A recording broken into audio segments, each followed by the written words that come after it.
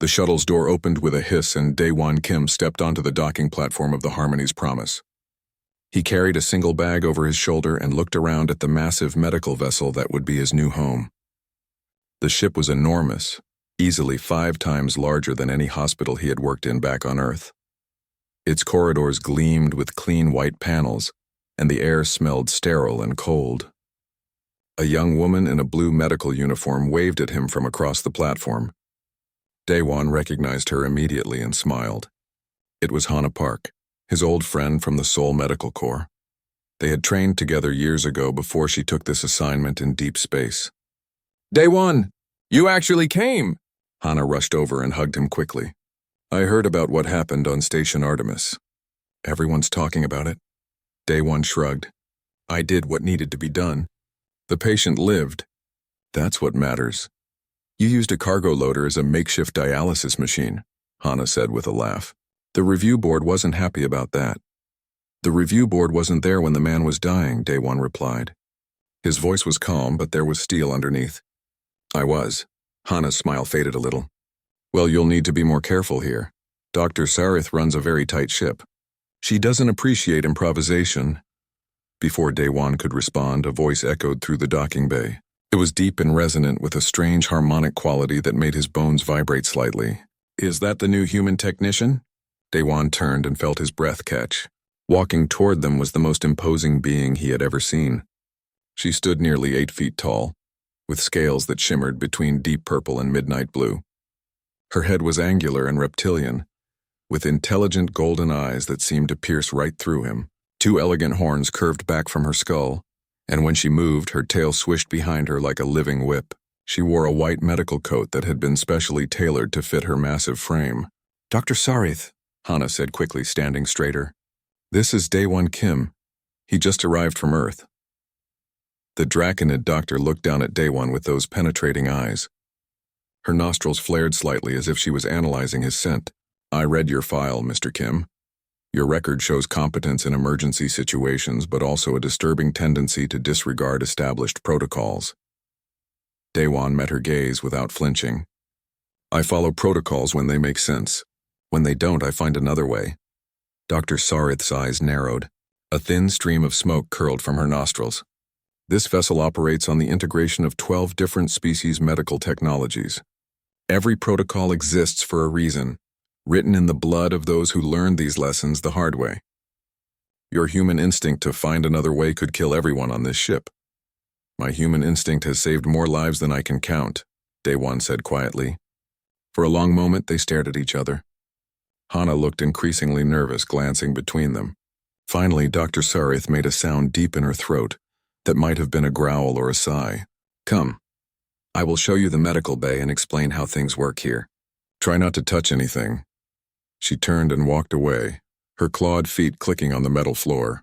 Hana gave Daewon a worried look and mouthed, "Be nice," before following. Daewon picked up his bag and trailed behind them both. The medical bay was astonishing.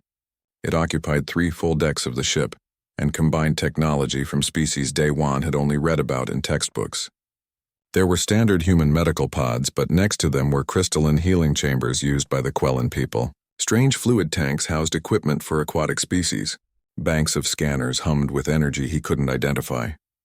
Dr. Sarith walked through it all with practiced ease, pointing out each section. The Quellan healing crystals must maintain exact temperature. The Mirren water systems require specific mineral content. The Torian surgical tools are attuned to their users' bioelectric fields. Everything here is balanced precisely. One mistake, one deviation from protocol, and the entire system can collapse. Daewon listened, but his eyes wandered. He noticed the way certain systems connected to each other, how energy flowed through conduits in the ceiling. His mind automatically categorized and analyzed. It was what made him good at his job. They reached the center of the medical bay, and Dr. Sarith stopped before a large transparent chamber. Inside it floated a crystalline structure that pulsed with soft blue light. It was beautiful, almost organic in the way it seemed to breathe and shift. "This," Dr. Sarith said, her voice dropping to something almost reverent, "is the life support nexus. It coordinates all biological and technological systems on this ship. It monitors every heartbeat, every breath, every medical device. It is the most sophisticated piece of technology in the Coalition fleet. Daewon stepped closer, fascinated. The crystal seemed to respond to his approach, brightening slightly. What species created it? It's a hybrid design, Hana explained. 17 species contributed to its development over 50 years. No single person fully understands how it works anymore. Which is why, Dr. Sareth said firmly, no one touches it, ever. Only specially trained engineers are permitted near it, and even they follow strict protocols. The nexus is delicate. It responds to bioelectric fields, electromagnetic radiation, even strong emotions from certain species. One wrong touch could cause catastrophic failure. Daewon studied the crystal. Something about it reminded him of medical scans he'd seen of human nervous systems. It had a rhythm, a pattern that felt almost familiar. Mr. Kim, Dr. Sareth's voice cut through his thoughts. I need you to understand something. In human medicine, you can often afford to take risks. Human bodies are resilient. They can survive crude interventions. But this ship contains 47 different species, each with unique physiologies. What saves a human might kill a Taurian. What heals a Draconid might poison a Mirren. There's no room for improvisation here. Daewon pulled his gaze from the crystal and looked at the doctor. I understand. But what happens when the protocols fail? When the situation is something no one planned for? Dr. Sareth's scales rippled, a gesture Daewon couldn't interpret. Then we follow emergency protocols. We have backups for our backups. And if those fail too? They won't, she said with absolute certainty. Daewon didn't argue, but he also didn't agree. In his experience, plans always failed eventually. That's when people like him became necessary. The orientation continued for another hour. Dr. Sareth showed him his quarters, explained shift rotations, and went over emergency procedures. She spoke precisely and expected him to remember everything. Daewon did his best to pay attention, but part of his mind kept drifting back to that crystalline nexus. Finally, they returned to the docking bay. A massive Quellan with 4 arms and skin like polished stone stood waiting. He wore a captain's uniform, and his face had the weathered look of someone who had seen much of the galaxy. Our new technician, the captain said, his voice warm despite his intimidating size. I'm Captain Vector. Welcome aboard the Harmony's Promise, Mr. Kim. They shook hands, or rather Daewon shook one of the captain's 4 hands. Thank you, sir. I'm looking forward to the work. We're departing within the hour, Vector said. We've received a distress call from Colony Vertex 7 in the Terek sector. There's a plague outbreak. Thousands dead already, and it's spreading fast. They need medical support immediately. Daewon felt his pulse quicken. This was why he had joined the Coalition Medical Service. Not for routine checkups and scheduled procedures, but for moments like this when his skills could make a real difference. Dr. Sareth nodded. All business. I'll prepare the medical teams. Mr. Kim, you'll be assigned to triage when we arrive. Follow Nurse Park's lead and do exactly as instructed. Understood, Daewon said. As the captain and doctor walked away discussing logistics, Hana put a hand on Daewon's shoulder. She's not as scary as she seems. She just cares a lot about keeping people safe. Daewon watched Dr. Sareth's retreating form.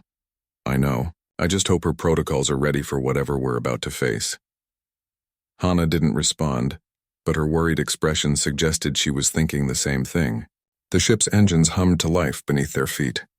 The Harmony's Promise was leaving dock, heading toward a plague zone and an uncertain future. Daewon returned to his quarters to prepare his equipment, his mind already running through scenarios and possibilities. He didn't know what waited for them at Colony Vertex 7, but he had a feeling that Dr. Sareth's carefully maintained protocols were about to be tested in ways no one had planned for. And when that happened, someone would need to find another way. Someone like him. Colony Vertex 7 looked wrong even from orbit.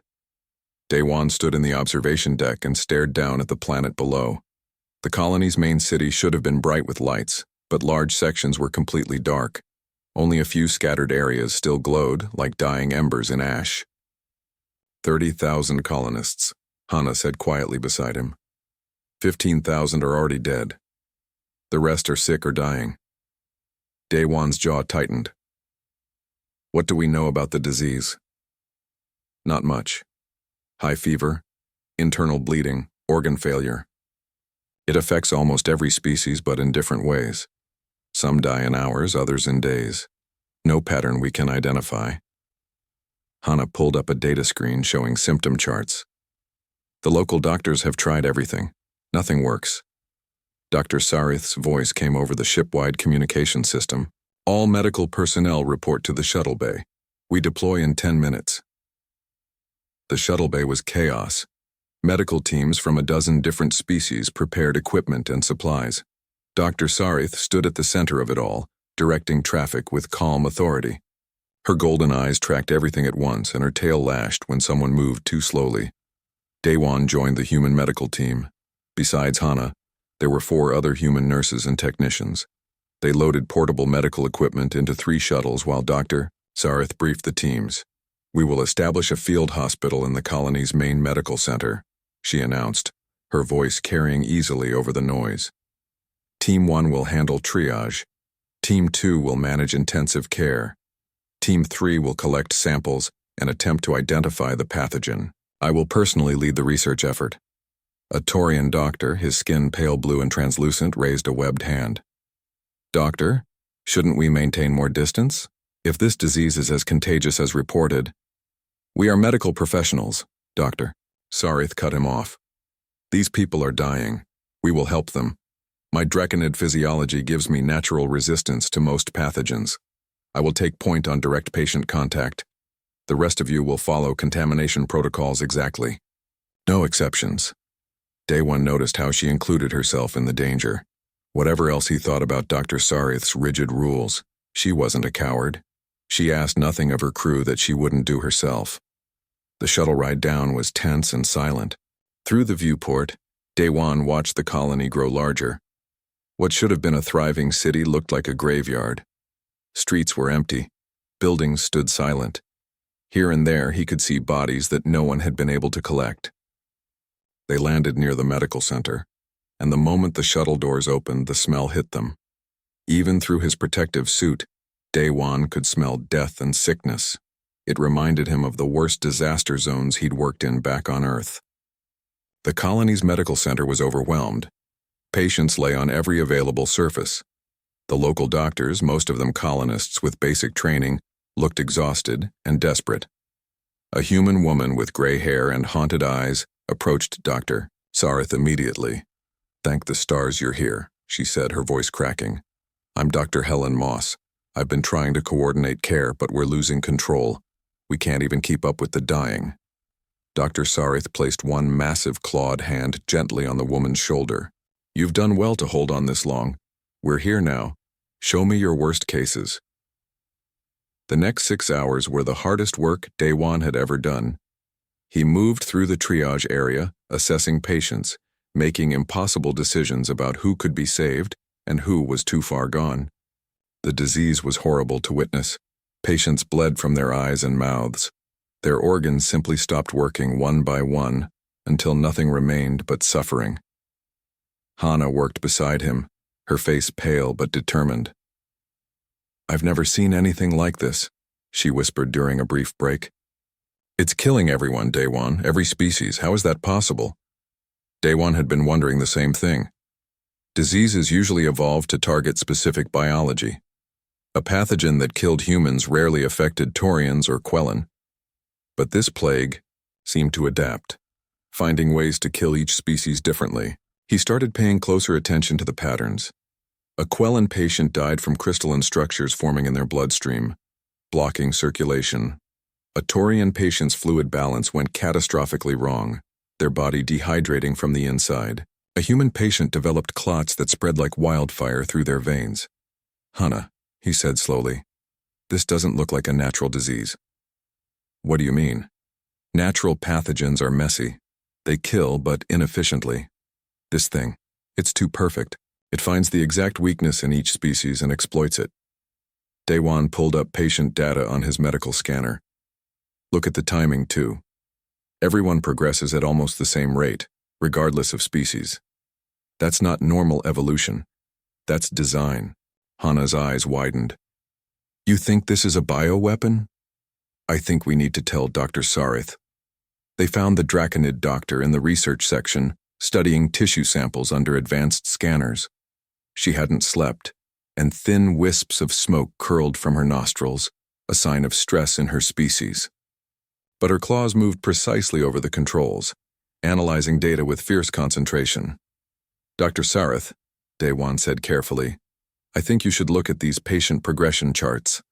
She glanced at him with irritation. I'm busy, Mr. Kim. If this is about treatment protocols, it's not. Please, just look.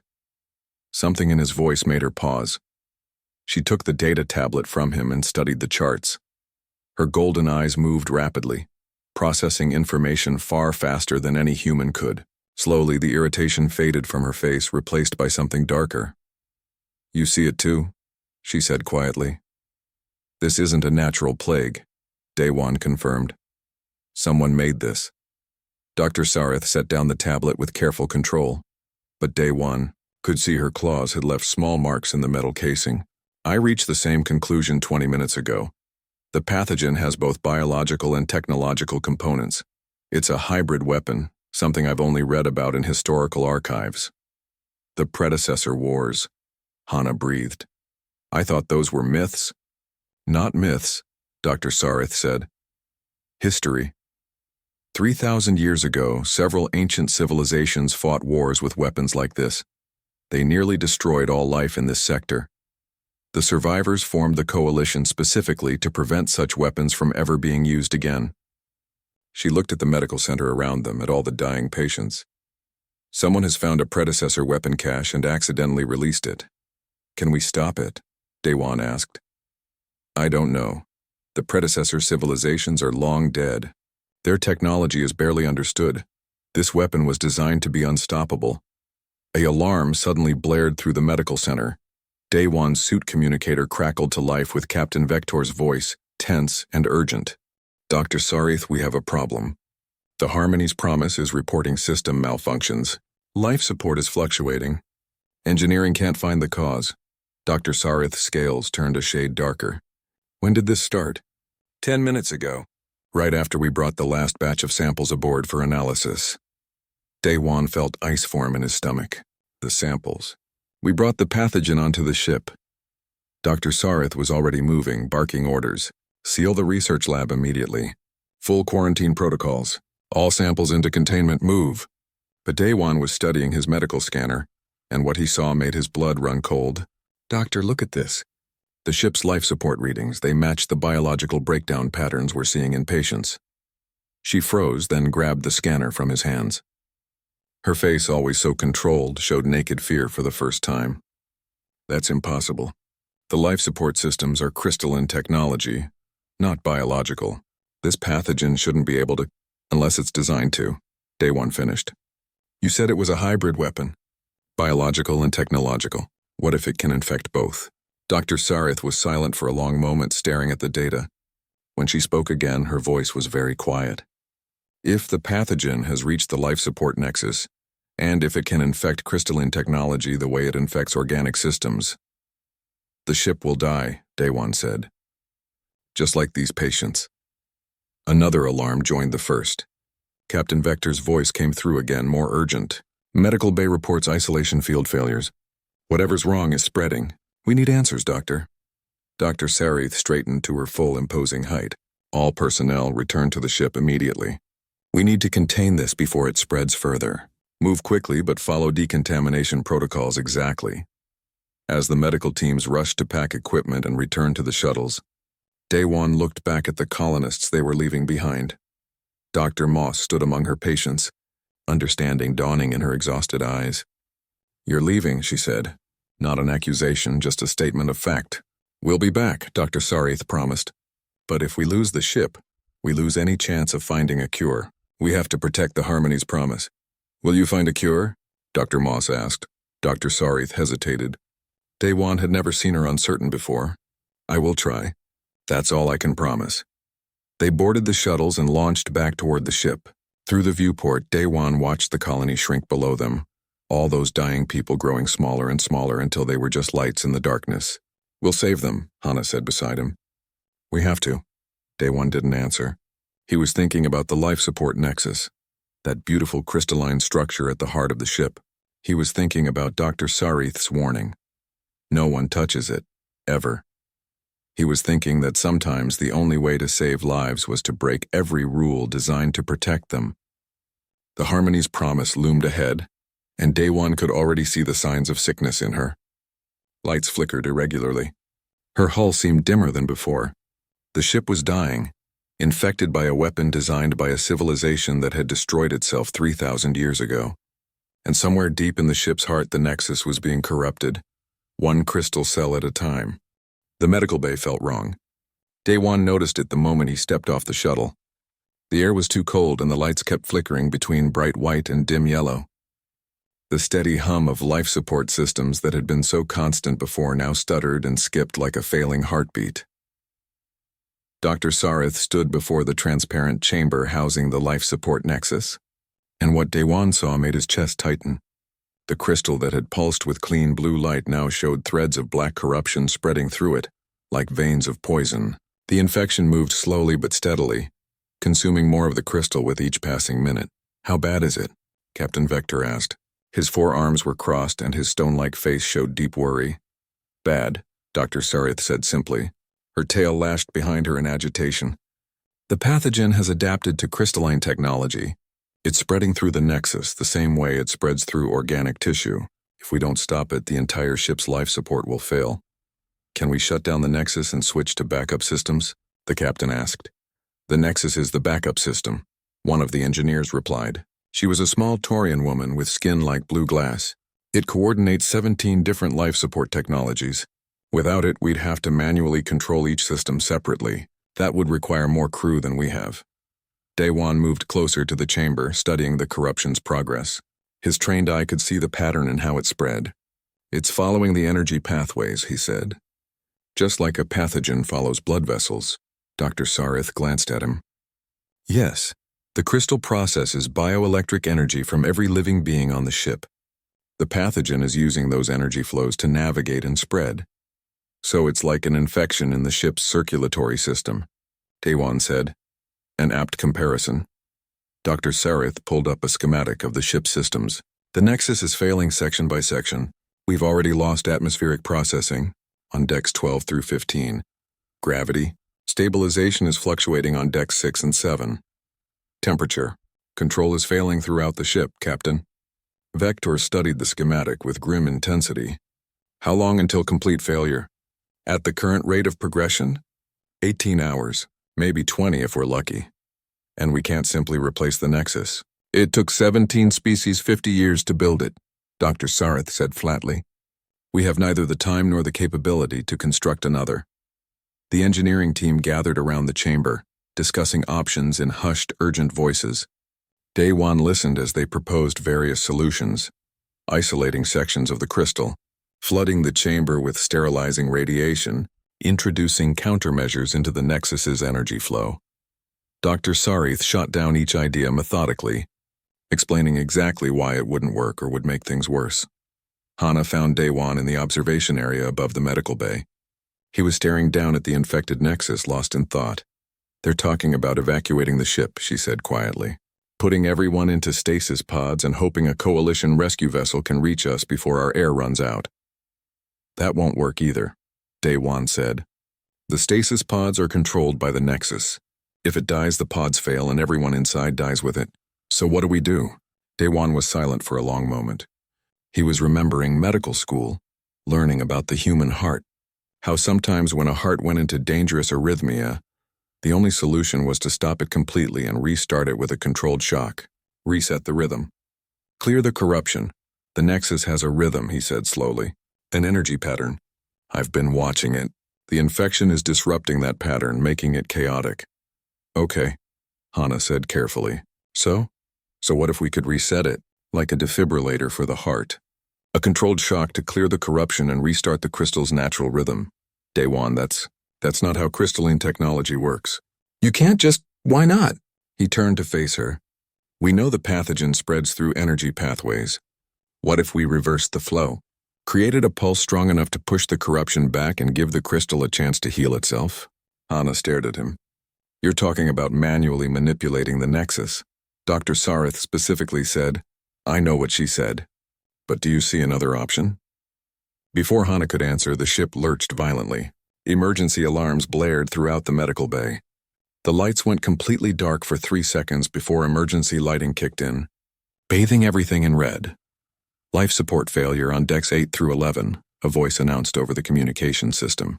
All personnel evacuate to decks 1 through 7. Daewon grabbed Hana's arm. It's accelerating. The pathogen is spreading faster. They rushed down to the main medical bay. Dr. Sareth stood in the center of the chaos, directing emergency response teams. Her scales had darkened to almost black, and smoke poured steadily from her nostrils. The crystal's internal structure is collapsing, she announced. We have perhaps 6 hours now, not 18. Captain, I recommend immediate evacuation of all non-essential personnel to shuttles. And go where? Captain Vector demanded. The colony below is dying. The nearest coalition vessel is 3 days away. We'll suffocate in the shuttles long before rescue arrives. Then we die in comfort rather than watching our ship tear itself apart around us, Dr. Sareth said. And for the first time, Daewon heard defeat in her voice. No. The word came out of Daewon's mouth before he could stop it. Everyone turned to look at him. Dr. Sareth's golden eyes narrowed. No, she repeated, her voice dangerously quiet. There's another option, Daewon said. He walked forward, very aware that every eye in the bay was on him. We reset the nexus manually. Create a controlled electromagnetic pulse through the crystal to reverse the infection spread. One of the engineers, a Quellan male with gray skin, made a scoffing sound. That's impossible. The energies involved would kill anyone who tried. And even if you survived, touching the nexus without proper attunement would cause a cascade failure. You'd destroy the very thing you're trying to save. Maybe, Daewon said. Or maybe it would work. Dr. Sareth moved toward him, her massive form intimidating even in the dim light. Mr. Kim, you have been on this ship for 4 days. These engineers have spent years studying crystalline technology. The Nexus is not a human patient you can revive with a defibrillator. It is infinitely more complex and delicate. Then explain why it won't work, Daewon challenged. Not protocol. Not theory. Tell me specifically why the approach is wrong. Dr. Sareth opened her mouth and closed it. Smoke curled from her nostrils as she thought. Because, she finally said, no one has ever tried it. The risk of catastrophic failure is too high. Higher than certain death? Daewon asked. Because that's what we're facing. You said it yourself, we have 6 hours. None of your protocols can save us in 6 hours. You would die, Dr. Sareth said flatly. The radiation inside the Nexus chamber would kill a human in minutes. You wouldn't survive long enough to complete the procedure. Maybe not, Daewon agreed. But I'm willing to try. I'm not willing to let you, Dr. Sareth snapped. Her voice carried the full weight of her authority. I am the chief medical officer of this vessel. I will not allow one of my crew to commit suicide on a desperate gamble. The ship shuddered again. More alarms sounded. The temperature had dropped noticeably, and Daewon could see his breath misting in the cold air. Captain Vector stepped forward, his forearms hanging at his sides. Dr. Sareth, I respect your authority, but I'm the captain, and I'm responsible for everyone on this ship. If there's even a chance Mr. Kim's plan could work, it's not a plan, it's madness, Dr. Sareth said. But her voice had lost some of its conviction. Daewon looked at the dying Nexus, then back at the doctor. You told me that on this ship every protocol exists for a reason, that you can't afford to improvise because what saves one species might kill another. I understand that. I respect it. But right now every species on this ship is dying. Your protocols can't save us, so maybe it's time to try something that has no protocol, something human. You mean reckless, Dr. Sareth said. I mean desperate, Daewon corrected. And desperate is what we are. Hana grabbed Daewon's arm. If you go in there, you'll die. You know that, right? Probably, Daewon admitted. But if I don't try, we all die for certain. At least this way, there's a chance, another alarm, another deck losing life support. The corruption in the Nexus had spread to cover nearly half the crystal now, visible black rot consuming the blue light. Dr. Sareth stood very still, her tail motionless for the first time since Daewon had met her. When she spoke, her voice was barely above a whisper. 17 different protocols specifically forbid what you're proposing. 17 different species contributed their knowledge to those protocols. Centuries of combined wisdom all saying the same thing. Do not touch the Nexus. I know, Daewon said quietly. If you're wrong, if you cause a cascade failure, you won't just kill yourself. You'll kill everyone on this ship instantly. I know that too. Dr. Sarith looked at him for a long moment. Then very slowly she bowed her head. If you're going to do this foolish, reckless, utterly desperate thing, you'll need to know how the crystal's energy flow works. I can teach you, give you a chance, however small, of surviving. You're authorizing this? Captain Vector asked, surprise in his voice. No, Dr. Sarith said. I'm accepting that I failed, that my protocols, my careful planning, my centuries of accumulated wisdom, all of it is useless against this threat. So I'm stepping aside and letting a human do what humans do best. She looked at Daewon, and something that might have been respect glinted in her golden eyes. Survive the impossible. Dr. Sarith worked quickly despite her obvious reluctance. She pulled up holographic displays showing the Nexus's energy patterns, pointing out flows and currents with her clawed fingers. Daewon tried to memorize everything, but there was so much information, and time was running out. The crystal processes 17 different types of bioelectric energy, she explained, her voice clinical and controlled. Each species produces a unique signature. The Nexus harmonizes them all into a unified flow. You'll need to find the primary resonance point here and introduce a controlled pulse that disrupts the pathogen's spread without shattering the crystal's structure. How do I know if I'm doing it right? Daewon asked. You'll feel it. The crystal responds to touch, to intention. If you're attuned properly, you'll sense the energy patterns. If you're not, she didn't finish the sentence. If I'm not, the crystal explodes and kills everyone, Daewon finished for her. Yes. The ship shuddered again, more violently this time. The corruption had spread to cover 2/3 of the Nexus now. They had maybe 2 hours left. Hana helped Daewon into a radiation suit. It was the best protection they had, but everyone knew it wouldn't be enough. The suit was designed for moderate exposure, not the intense radiation inside the Nexus chamber. This is insane, Hana said as she sealed the suit's fastenings. Her hands were shaking. You're going to die in there? Maybe, Daewon said. But maybe not. Humans are stubborn that way. This isn't a joke, Daewon. I know. He took her hands, stilling their trembling. If I don't make it out, tell my family I died trying to save lives. That's all I ever wanted to do anyway. Hana's eyes filled with tears. You're an idiot. Yeah, Daewon agreed. But I'm your idiot. She hugged him tightly, and for a moment Daewon let himself feel the fear he'd been pushing down. He was walking into a room that would slowly kill him. He might fail and destroy everyone on the ship. Even if he succeeded, he might not survive long enough to get back out. But someone had to try. Captain Vector approached, 2 of his 4 hands clasped behind his back. Mr. Kim, regardless of what happens, I want you to know that you're the bravest human I've ever met. I'm probably just the most reckless, Daewon said. In my experience. There's not much difference, the captain replied with a slight smile. Good luck. Dr. Sarith stood by the chamber entrance. She had been silent while the others said their goodbyes, but now she stepped forward. The massive Draconid looked down at Daewon with an expression he couldn't quite read. I want you to understand something, she said quietly. In my culture, the Nexus is considered sacred. It's the heart of the ship, the keeper of all our combined lives. Touching it is, she paused, searching for words. It's an act of profound intimacy and trust. You're not just touching technology, you're touching the essence of everyone on this vessel. I'll be respectful, Daewon promised. I know you will. That's why I'm letting you try. She pulled something from her medical coat, a small crystal on a chain. This belonged to my mentor, the doctor who taught me everything about medicine. She believed that sometimes the best cure comes not from protocol but from courage. Take it. Maybe it will bring you luck. Daewon accepted the crystal, hanging it around his neck inside his suit. Thank you. Don't thank me yet. You might curse my name when the radiation sickness sets in. But there was no humor in her voice, only deep sadness. The chamber doors opened. Inside, the Nexus pulsed with dying light, corruption spreading through its crystalline structure like cancer through tissue. The air inside was thick with radiation, visible as a faint shimmer.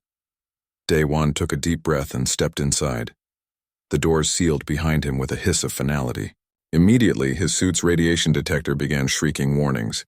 The small badge on his chest, designed to gradually change color with exposure, turned from green to yellow to orange in seconds. Red would mean lethal exposure. Red would come soon. The Nexus stood before him, beautiful and terrible. Up close, he could see how the crystal pulsed with each heartbeat of the ship's systems. But the rhythm was wrong, stuttering and uneven. The black corruption had spread through most of the structure now, and Day-Wan could actually see it moving, creeping along the crystal's internal pathways. He approached slowly, one hand extended. Dr. Sarith's words echoed in his mind. Find the primary resonance point. Introduce a controlled pulse. His hand touched the crystal's surface and Day-Wan gasped. It was like touching a living thing. He could feel the ship's heartbeat through his palm, feel the flows of energy from thousands of different beings. Humans, draconids, Taurians, Quellan, and a dozen other species he couldn't identify. Their life forces combined into something beautiful and complex, a symphony of existence. And threading through it all was the corruption, a discordant note that disrupted the harmony. Day-Wan closed his eyes and let his EMT training take over. He'd spent years learning to read human patients by touch, feeling the subtle rhythms of pulse and breath. This wasn't so different. The crystal had a pulse, had a rhythm that wanted to be healthy and whole. He just had to help it find that rhythm again. His radiation badge turned red. Pain lanced through his body as radiation tore through his cells. But Day-Wan pushed it aside. He pressed both hands against the crystal now, feeling for the primary resonance point Dr. Sarith had described. There, a nexus within the nexus where all the energy flows converged. Day-Wan, your vitals are critical. Hana's voice crackled through his suit radio. You have maybe 2 minutes before he switched off the radio. He couldn't be distracted now. The crystal fought him at first, its corrupted rhythms resisting change. The pathogen had adapted to this system, learned to thrive in it. Day-Wan could feel it almost like a living intelligence, recognizing the threat he posed. With gritted teeth, he gathered his strength and pushed a pulse of bioelectric energy through his hands into the crystal. It was crude compared to the refined energies that normally flowed through the nexus, raw and undisciplined. But it was human, and human energy had a quality that apparently the ancient predecessor weapon designers had never encountered. It was stubborn. The pulse traveled through the crystal, and Day-Wan felt the structure respond. The corruption recoiled from his energy, not because it was powerful, but because it was alien to the pathogen's design. The weapon had been created to infect specific types of crystalline and biological systems. Human bioelectric energy didn't fit any of its parameters. Day-Wan pushed harder, sending wave after wave of energy through the nexus. His hands were burning now, not from radiation but from direct contact with the crystal's intense energy fields. The gloves of his suit had already melted away and he could feel his palms blistering and charring. The pain was extraordinary.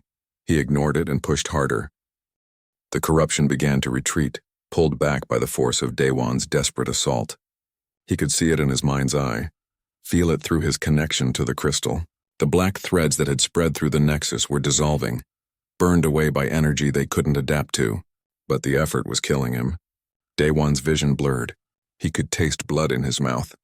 Every cell in his body was screaming in agony from radiation exposure. His heart hammered irregularly, struggling to maintain rhythm. Just a little more. Just a little further. He found the core of the infection, the seed from which all the corruption had grown. It pulsed with malevolent intelligence, a weapon designed to kill and destroy without mercy. Day-Wan gathered every last bit of strength he had left and sent one final massive pulse directly into that core. The corruption shattered. Through the crystal, Day-Wan felt the pathogen structure collapse. The infection had been perfectly designed to spread through specific systems, but when its core was destroyed, it had no ability to repair or adapt. It simply died, dissolving into harmless fragments. The nexus blazed with clean blue light, brighter than Day-Wan had ever seen it. The crystal's natural rhythm reasserted itself, sweeping through the structure and purging every last trace of corruption. Systems that had been failing suddenly came back online. The ship's heartbeat, which had been stuttering and weak, now pounded with renewed strength. Day-Wan felt it all through his hands, still pressed against the crystal. It was beautiful, like watching a patient's heart restart after cardiac arrest, like seeing life return where death had seemed certain. Then his hands fell away from the crystal and Day-Wan collapsed. The chamber floor was cold against his burned face. His radiation badge wasn't just red anymore, it had turned black, indicating exposure levels far beyond what any human should survive. His hands were ruined, the flesh burned and blistered beyond recognition. But he'd done it. The ship was safe. Through dimming vision, Day-Wan saw the chamber doors burst open. Dr. Sarith rushed in, moving faster than he'd thought possible for something so large. She scooped him up in her massive arms, cradling him as gently as she would a child. "You stupid, magnificent human," she said, and her voice was thick with emotion. "You actually did it." Daewon tried to respond, but his voice wouldn't work. Everything was going dark. He could feel Dr. Sarith running, carrying him toward the medical bay, could hear her barking orders to her staff. "Full decontamination. Prepare regeneration pods. I want every treatment we have for radiation exposure ready now." "Doctor, the exposure levels," someone began. "I don't care what the protocols say about survivable exposure. We're going to save him, even if I have to rewrite every medical text in the coalition to do it." Daewon wanted to tell her not to bother, that he'd known this was a one-way trip, but he also wanted to live, wanted to see if he'd really saved everyone, wanted to know if the colony below could be cured, now that they understood the pathogen. Darkness closed in, warm and inviting. But somewhere in that darkness, Daewon could still feel the crystal's rhythm, the ship's heartbeat pulsing steady and strong. He'd touched the heart of the ship and lived long enough to feel it beat again. That was enough. Daewon woke to the steady beep of medical monitors and the soft blue glow of a regeneration field. His entire body felt strange, as if it belonged to someone else. When he tried to move his hands, pain lanced through him, but it was distant somehow, muted by medications. "Don't move," a familiar voice said. "Your body is still repairing itself." Daewon turned his head carefully. Dr. Sarith sat beside his bed, and for a moment, he thought he was hallucinating. The massive Draconid doctor looked exhausted, her scales dull and her golden eyes shadowed. She'd been sitting there for a while, he realized. "How long?" Daewon's voice came out as a croak. 3 days, Dr. Sarith replied. She poured water into a cup and held it to his lips. He drank gratefully. "You've been unconscious while the regeneration systems worked on repairing your cellular damage. The radiation exposure should have killed you within hours. The fact that you're alive at all is—" She paused, searching for words. "It's medically improbable." "Humans are stubborn," Daewon said, repeating what he'd told Hana. "So I'm learning." Something that might have been a smile crossed Dr. Sarith's reptilian features. "Your body's resilience is remarkable. We've had to modify 17 different treatment protocols because you kept surviving things that should have killed you." Daewon looked down at his hands. They were wrapped in shimmering regeneration fields, and through the blue glow he could see new pink skin forming where there had been burns. "Will they work again?" "Eventually. Full nerve regeneration will take months, possibly a year. But yes, you'll have full function eventually." Dr. Sarith leaned back in her chair. "You'll carry scars, though. Some damage even our technology can't erase completely. Small price to pay." Daewon met her eyes. "Did it work? Is the ship okay?" "The ship is more than okay. The Nexus is functioning better than it has in years. When you reset its rhythm, you somehow optimize the entire system. Our engineers are still trying to understand how." Dr. Sarith's expression became more serious. "But that's not all you did. Your method of destroying the pathogen gave us the key to creating a cure." Daewon felt his heart beat faster. "The colony?" "Colony Vertex 7 is recovering. The cure wasn't easy to develop. But once we understood that the pathogen couldn't adapt to certain types of bioelectric disruption, we found ways to replicate the effect using medical technology. Casualties have stopped. The sick are healing. Within a month, the colony will be fully recovered." Relief flooded through Daewon, so intense it made him dizzy. "We saved them." "You saved them," Dr. Sarith corrected. "If you hadn't been willing to touch that crystal, to break every protocol and risk your life, everyone on this ship and everyone in that colony would be dead." The door to the medical room slid open and Hana rushed in. Her eyes were red, as if she'd been crying. When she saw Daewon awake, she made a sound between a laugh and a sob. "You idiot," she said, grabbing his arm carefully. "You were supposed to wake up yesterday. The doctor said you were healing, but you just kept sleeping. I thought—" She couldn't finish. "I'm okay," Daewon said softly. "Tired, but okay." Captain Vector entered behind Hana, his forearms carrying what looked like official documents.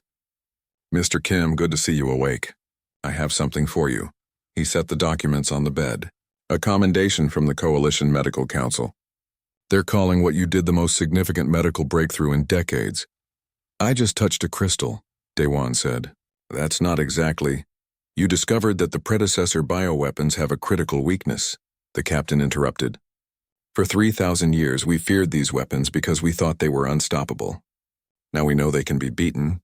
You've given hope to every world that lives in fear of ancient weapon caches being accidentally opened. Dr. Sarith stood and walked to the window, looking out at the stars. I've been thinking about what happened, she said quietly. About why your approach worked when all our protocols failed. Because I didn't know enough to know it was impossible, Day One suggested. No, because you approached the problem as a healer, not a technician. She turned back to face him. I treated the Nexus as a machine to be repaired according to specifications. You treated it as a patient to be saved by any means necessary. That difference in perspective made all the difference. You saved my life, Day One pointed out, after I broke all your rules and nearly killed myself. You could have refused to treat me, said I got what I deserved. Dr. Sarith's tail lashed, a sign of agitation. Do you know what you've taught me these past few days? That protocols, no matter how carefully written, are ultimately just guidelines. They're based on past experience, past knowledge, past assumptions, but the universe keeps presenting us with new problems that our old protocols weren't designed to handle. She walked back to his bedside and sat down again. I've spent my entire career following rules, believing that order and procedure were the only ways to keep people safe. And they are important.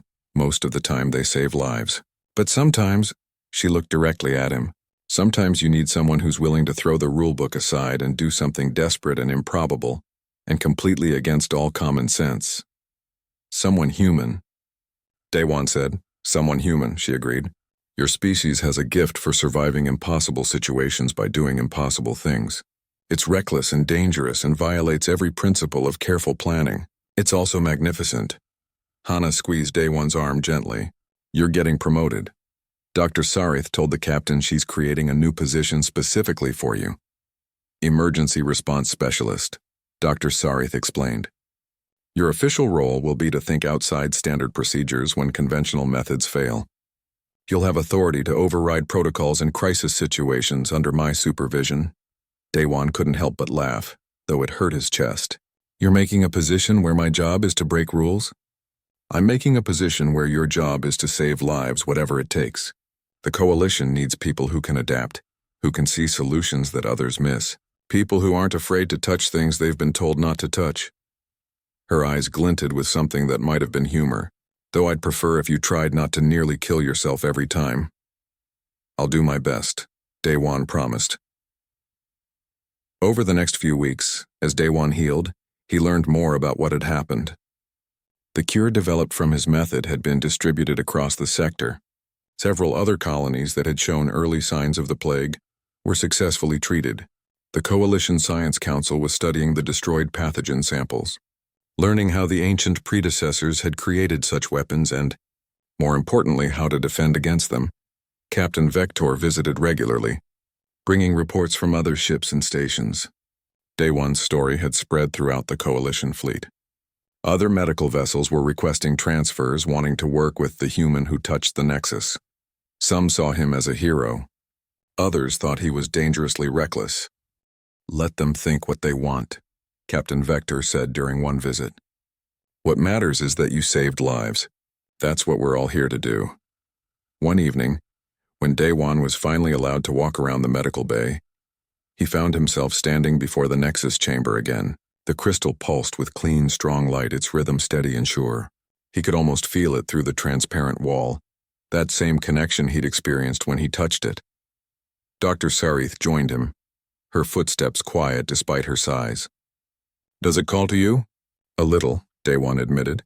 Is that normal? I don't know. No one else has ever touched it the way you did. She was quiet for a moment. In my culture, touching someone's core, their essential self, creates a bond. I told you that before you went in. What I didn't tell you is that the bond goes both ways. The Nexus touched you as much as you touched it. What does that mean?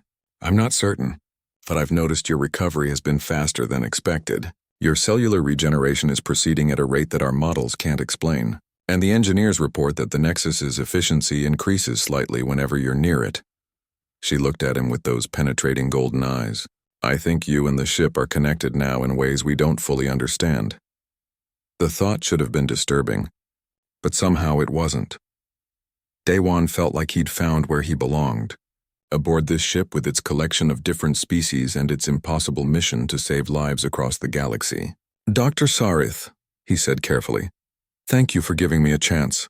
I know I didn't make it easy, breaking your rules and nearly dying." "You taught me something valuable," she replied, "that sometimes the best way to save a life is to trust in courage rather than caution. That protocols should serve life, not the other way around." She placed one massive clawed hand on his shoulder, gentle despite her strength. "You're a good doctor, Daewon Kim. Reckless, stubborn, and far too willing to risk yourself. But good. You're not so bad yourself," Daewon said with a grin. "For someone who threatened to throw me out an airlock during my first day." Dr. Sarith made a sound that might have been a laugh. "I never threatened that. I merely suggested it was an option if you continued to disregard safety protocols. That's basically the same thing." "Perhaps." She removed her hand from his shoulder. "Get some rest. Tomorrow we depart for the Kalos system. There's a medical emergency at one of the mining stations. Something about an unknown illness affecting the workers." "Another impossible situation?" Daewon asked. "Most likely." "Good," Daewon said. "Those are my specialty." As Dr. Sarith walked away, Daewon looked back at the Nexus one more time. The crystal pulsed steadily, and he could have sworn it brightened slightly as if acknowledging his presence. He pressed his bandaged hand against the transparent wall, feeling a faint warmth. The ship was alive in its own way, and now he was part of it, connected by an act of desperate courage and impossible survival. Hana found him there an hour later, still standing before the Nexus. "You should be resting," she scolded gently. "I will. I just wanted to check on it." "On the crystal or on yourself?" Hana asked perceptively. "Both, I guess." Daewon smiled. "Is it weird that I can feel it? The ship, I mean. Not like hearing or seeing, but something else. Like I know when systems are working properly or when something's wrong. After what you did, I don't think anything about you is going to be normal anymore," Hana said. But she was smiling. "Come on. Dr. Sarith will have my head if I let you overdo it." As they walked back to his room, Daewon thought about everything that had happened. He'd come to the ship expecting conflict with Dr. Sarith's rigid protocols. Instead, he'd found understanding, respect, and a place where his particular talents could do the most good. The universe was full of impossible situations. Plagues that couldn't be cured, weapons that couldn't be stopped, patients that couldn't be saved. And the Coalition needed people who looked at impossible and said, "Let me try anyway." People who weren't afraid to touch things they'd been told not to touch. People like him. Tomorrow they'd head to the Kalos system and face whatever new crisis waited there. There would be more rules to bend, more protocols to break, more desperate gambles to take. But there would also be lives to save, patience to heal, and hope to bring to places that had lost it. That was what being human meant. Not following the safe path, but taking the necessary one. And on this ship among these people, Daewon had finally found where he belonged.